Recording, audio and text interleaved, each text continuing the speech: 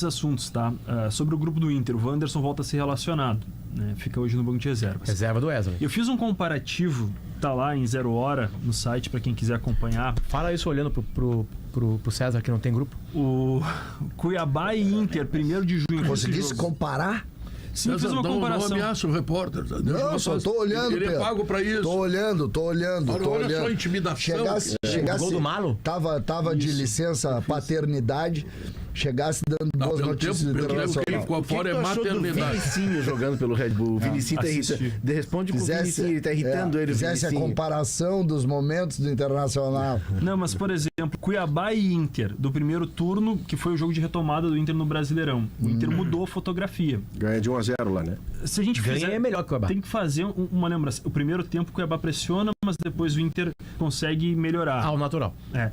Vence por 1-0, mas o Inter mudou 5 titulares. Tá certo que o Cudê girou o elenco, porque é um jogo depois da derrota pro Belgrano, antes da partida na Bolívia contra o Tomayapo, mas, por exemplo, ele escalou ali os 2 atacantes, as 2 principais contratações, Valência e Borré. Foi quando ele tira no intervalo o Valência e coloca o Alan Patrick, daí o Inter cresce de rendimento. Né? E ele também preservou alguns outros atletas na ocasião, os laterais. Eu tô curioso para saber a escalação desse momento internacional. Daquela partida, eu tenho aqui o time, ó. Time tinha Rocher, Malo, Vitão, Mercado e Robert Renan. Os 2 laterais diferentes. Desses 2 mudam os laterais. Que já não estão mais aqui. Isso. Meio campo com Thiago Maia, Maurício, Bruno Henrique e Wesley. 2 remanescentes. Tá, então jogou Thiago Maia e Bruno Henrique. Mas o Thiago Maia como primeiro volante, né? Isso, o Bruno Henrique como segundo, aí Maurício e Wesley. O Wesley abertos e os 2 atacantes. Os 2 atacantes. Aí depois botou um meia e o time melhorou. Isso. Foi essa a ideia naquela ocasião. É um Inter diferente no grupo, porque trouxe outras peças. A gente registrou aqui, por exemplo, tem o Bruno Tabata, tem os 2 novos laterais que ainda não engrenaram, ainda não tiveram grandes chances. Também pelo desempenho do próprio Bruno Gomes, mas é um Inter diferente também nos bastidores. Por exemplo, mudou todo o departamento de futebol. Os bastidores estão mais... o time não é tão diferente. O bastidor é mais estranho. O bastidor não existia, tinha o Magrão, né? Agora tem 4, 5 caras trabalhando. Não, pra te ver como o futebol, muitas vezes a gente olha o resultado lá dentro do campo e às vezes não é só isso, né? O resultado, eu digo o resultado Mas dos se jogadores. você for pro campo, você vai ter, por exemplo, na comparação do último Maurício que jogava no Inter e jogava mal, não vinha bem, cabeça no Palmeiras, ou a razão que fosse, não estava jogando bem. Naquele lugar entra um Gabriel Carvalho passando por cima. O Alan Patrick tem lesão, recém volta, mas o Wesley assume um papel importante. O Valência, que não parava de se desescalar, ele finalmente vai para o banco e quem entra no lugar dele vira capitão, que é o Borré, capitão do Internacional. Então dentro do campo tem fatos também para levar um resultado diferente. Eu acho o Maurício subdimensionado aqui. Subdimensionado. O Maurício era uma peça que acertava o time do Inter. Pois é, eu acho que o Inter não entendeu isso. Eu vejo, por exemplo, hoje ele está acertando o time lá do Palmeiras também. É que o Maurício tem qualidade técnica e tem energia para fazer... Tem participação. Para fazer ele tem uma valência, aquela coisa do chute de média distância. Ele é um jogador que ele surge como um 10, tanto que quando ele vem pro Inter, ele jogava na seleção sub-20 por trás do Yuri Alberto, como meia ponta de lança. Só que na tendência que tem no futebol brasileiro de jogar com esses extremas, o Maurício é um cara que se adapta muito bem à função do extremo, porque ele tem muita energia e tem a qualidade técnica. E tem o pé esquerdo. E o Felipe Anderson jogou demais essa partida, essa olhada. Tá entrando no ritmo, tá se adaptando. O cara passou muito tempo na Europa, né? Entrou bem mesmo. Bom, e aí? Tem algumas outras situações. A gente falou sobre os ingressos, segue a procura, mas também tem uma negociação que ontem foi garantida pelo Inter.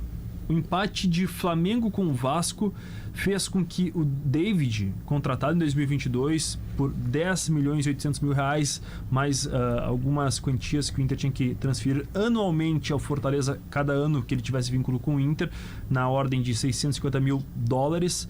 O Inter ontem, né, viu o David jogar o 38º jogo dele com a camisa do Vasco. Titular. É o titular, vem sendo titular.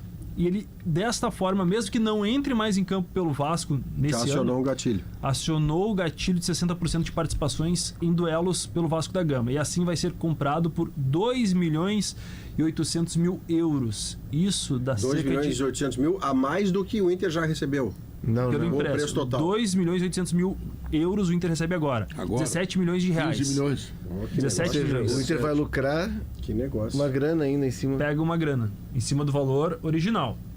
Então é um valor Mas que vai ser comemorado no Beira-Rio. Esse jogador não foi bem no Inter, não foi bem no São Paulo, mas no Fortaleza ele era ótimo. Era. No Cruzeiro ele tinha sido O ótimo. Vitória ele foi bem. Esse é o tipo de O contratação. Vitória ele foi bem. O Vitória nesse Vitória. ano tentou tirá-lo do Vasco. Ah. O Vasco não liberou, o Inter tinha dado ok para Esse negociação. é daqueles jogadores que tem, digamos assim, um currículo bom, mas que chega e eventualmente não joga. Isso acontece. O Vasco, ele foi mal no Cruzeiro, ele surge muito bem no Vitória, vai mal no Cruzeiro. Aí ele vai pro Fortaleza, que é um clube que está emergente, ele vai muito bem. Aí ele vem pro Inter, o clube de ponta, ele vai mal.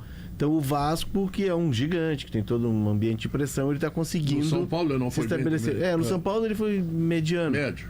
Mas é um jogador que tu não pode condenar a contratação, porque quando ele vem pro Inter, ele acaba como destaque do Brasileirão, né? Claro.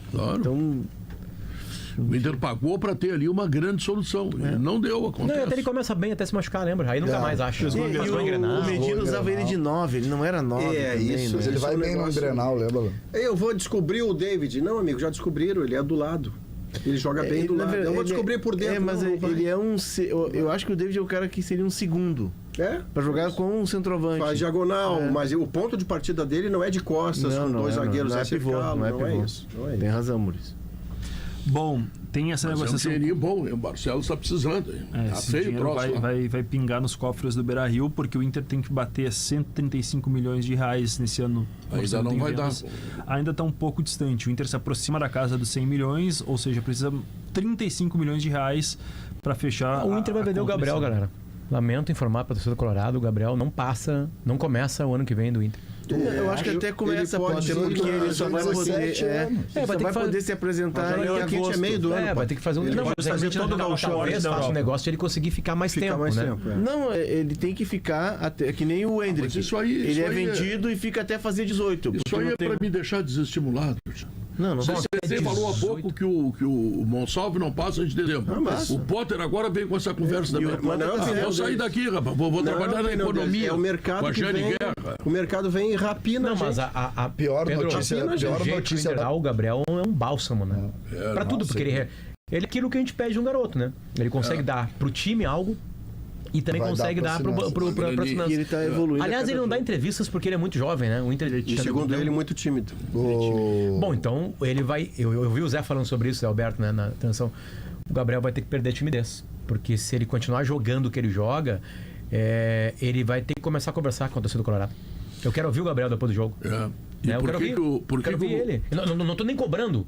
Eu tô dizendo, ele vai Sim. ter que somar isso pra carreira dele. Isso, Os jogadores de futebol têm que se comunicar com o E torcedor. o Gabriel, e por que ele o presidente é... Guerra não fala no dia do aniversário do Grêmio? Ó, não falei, ó. É muito eu tô falando do tímido. Gabriel, ele deu um pau agora no Guerra. Não, O Gabriel, Viu? O Gabriel, quem conhece, eu conheço muito ali a região da Bom Jesus. O Gabriel é a típica história do jogador de mas futebol tu não brasileiro. entra lá, os caras não gostam de ti, rapaz. Eu entro, pior que eu entro. Depende da fase da vida.